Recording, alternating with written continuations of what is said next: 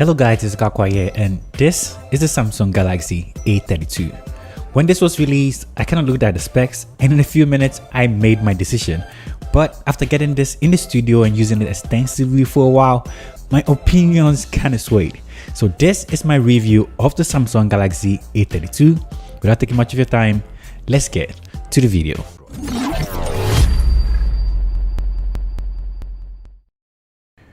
Right off the bat, let's gloss over the design. Straightforward, the biggest difference in terms of looks to the last year's A31 is the rear design. Talking mainly about that camera design. The individual cutouts for all the cameras isn't something I have personally come across, and this makes this phone stand out. It looks really beautiful, kind of one of a kind. I think you and me both will agree the design is really nice. Button placement is standard, volume up and down on the right side, power button placement too, USB-C and headphone jack at the bottom. The device is made up of plastic entirely for the build and the rails, except the screen. Comes in awesome black, awesome blue, awesome violet, and awesome white. I kind of like the awesome white. I wish I got my hands on that, but this is what we have. This isn't a matte finish though, but fingerprints aren't really a problem here. And for holding and usage, this is really comfortable in the hand. Not slippery, kind of the perfect size. Not crazy heavy or big either, just the sweet spot. Now to the screen, a 90Hz refresh rate screen.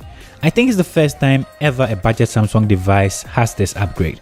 This is a 6.4 inches 1080p Super AMOLED display.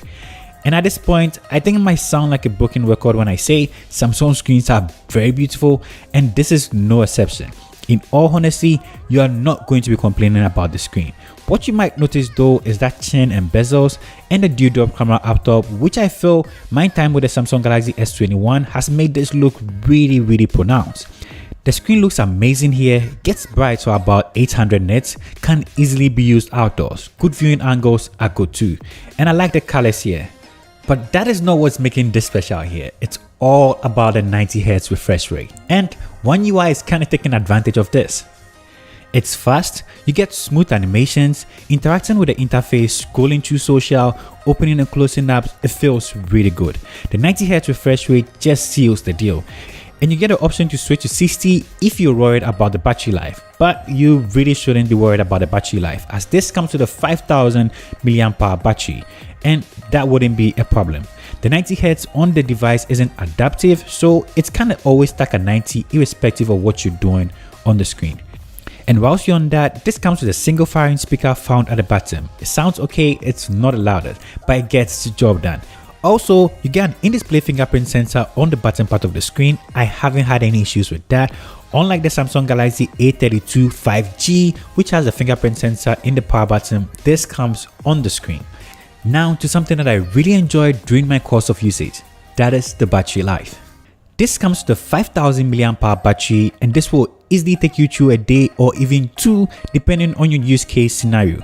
Just like Samsung said, long-lasting battery life, which is actually true with this device. In the box, this comes with a 15 watts charger and it charges through USB-C, and it takes about 2 hours to fully charge, so don't forget to charge your phone at night. Trust me, you can easily get 5, 6 or 7 hours of screen on time when using this device, even when I have the 90Hz refresh rate on. I've actually never switched to the 60 before, and the battery life has been nothing but amazing. So for calls, you'll be delighted to know this comes with a dual SIM card support, which is pretty much a standard now. So now let's check out some other internals.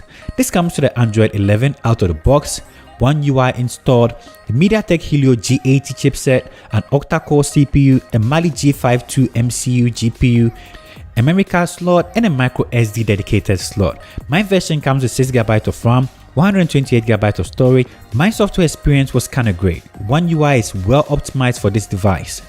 Let me actually give you a tip. For a faster experience on this device, turn on the developer mode, find the transition animator scale and animator duration scale, and bring both down to about 1.5. Trust me, you're going to see a big difference in terms of speed and animation. Thank me later. It's really effective. I was happy to find out that this also has the Google Discover on the home screen. One UI is clean as what I have on my Samsung Galaxy S21 Plus.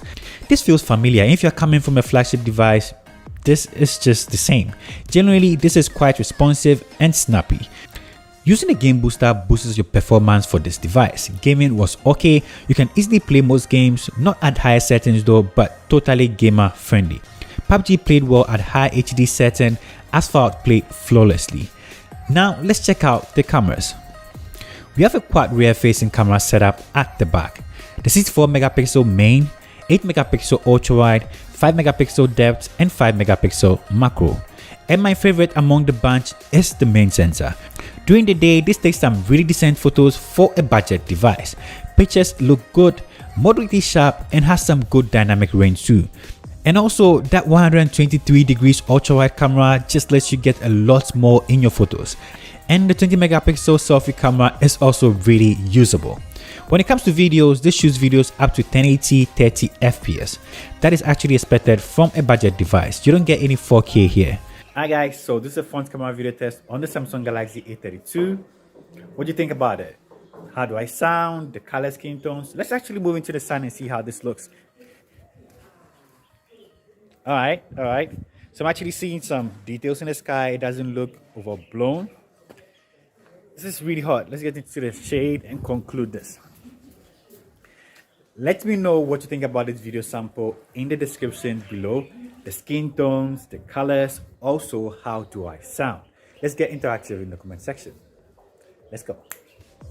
Some other camera features included are AR Doodle, Pro Mode for all flexibility, Hyperlapse amongst others. I also really like the night mode pictures that came out of this device. Alright, so in summary, what do I really think about this device? This device is currently going for about 1,499 Ghana cedis. So for the performance, the build, everything going on here, it's really good. We actually have a Super AMOLED panel found on the budget device, which is really nice. And not forgetting the 90 Hz refresh rate, which makes the animations and everything on this device pretty snappy and fast. So I really like that.